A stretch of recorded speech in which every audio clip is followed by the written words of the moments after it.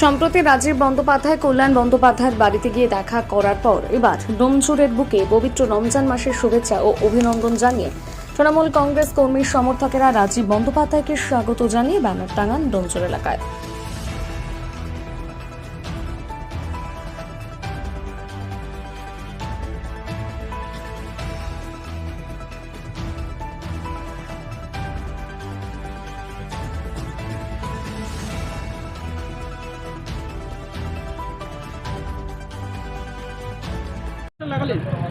এটা পবিত্র রমজান মাস চলছে।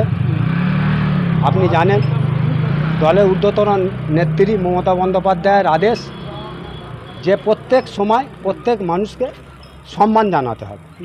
এটা বাঁকড়া সংখ্যালঘু এলাকা, আপনারা জানেন। সেই হিসাবে আমরা বিগত 10 বছর রাজীব বন্দ্যোপাধ্যায়ের সঙ্গে কাজ করেছিলাম। 21-এ সে দল পরিবর্তন করেছিল।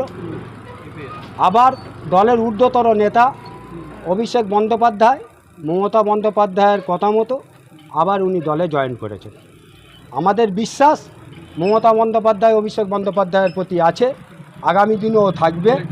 আমরা চাই রাজীব বন্দ্যোপাধ্যায়ের যে বিচক্ষণতা, রাজীব বন্দ্যোপাধ্যায়ের যে দক্ষতা, রাজীব বন্দ্যোপাধ্যায়ের যে কর্মক্ষমতা, এই সব গুণ যে বিবেচনা করে ওনাকে যে দলে ফিরে নিয়েছে, তার জন্য আমি সর্বপ্রথমে অভিষেক বন্দ্যোপাধ্যায় মমতা বন্দ্যোপাধ্যায়কে ওয়েলকাম জানাই। আচ্ছা, ডোমজুড়ে কেন স্বাগত? অন্য জায়গায় হতে পারে। দেখুন, ডোমজুড়ে এই কারণেই স্বাগত, 2011 থেকে 2021 পর্যন্ত ওনার যে কাজ সেটা আমরা আজও পর্যন্ত ভুলতে পারিনি। উনি দলের সাথে বেইমানি করে চলে গিয়েছিল। যদি কেউ বলে যে দলও বেইমান, আমি তাদের বলবো যে দলের সাথে করেছিল, আমাদের সাথে ব্যক্তিগত কারোর সাথেও করিনি। দল যখন ফিরে নিয়েছে দলকে আমরা ওয়েলকাম জানাই।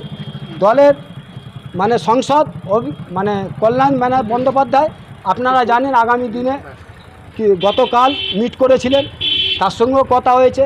তিনিও বলেছেন যে উনি পুরনো ছেলে, আবার যদি কাজ করতে হয় আমরা একসাথে কাজ করব। ডোমজুড়ে তো একটা এমএলএ আছে, কল্যাণ ঘোষ আছে, তারপরেও রাজীবকে কেন আপনারা বিধানসভা? দেখুন, ডোমজুড়ে এখানে আমাদের কাছে ডোমজুড়টা একটা আবেগ। ডোমজুড়ে দল যে সিদ্ধান্ত নেবে সেই সিদ্ধান্ত মাথা পেতে নেব, কিন্তু আমরা আমাদের আবেগ উচ্ছ্বাসকে ধরে রাখতে পারছি না। আমরা বুঝতে পারছি আমাদের যে রাজীব বন্দ্যোপাধ্যায় যে আছে তার কর্মদক্ষতা, তার উপরে ভর করে যদি দল দেয় আমাদের মেনে নিতে কোনো অসুবিধা নেই। আমরা আগামী দিনে ওনার নেতৃত্বে কাজ করতে প্রস্তুত। আপনার কি এখন যে এমএলএ আছে আপনার কি পছন্দ না? না না না, এ কথা কেন আমরা বলবো? আমরা তো এমএলএর সাথে কাজ করেছি, 21-এ জিতিয়েছি। আমরা এই বিষয়ে দলের ম্যাটার আমরা চাই না প্রকাশ্যে কিছু এসে যাক, দলের ভেতরেই থাকবে। আমরা চাই আগামী দিনটা তৃণমূল কংগ্রেস আরও মজবুত হোক। 26-এ লড়াই আমাদের সামনে অনেক বড় চ্যালেঞ্জ। আপনারা জানেন এমনিতেই ভূতর ভোটারের স্ক্রুটিনি চলছে। সর্বময় নেত্রী 36 জনের একটা কমিটি করে দিয়েছে। সেই কমিটির কাজ ভূতরে ভোটারদের খুঁজে বার করা।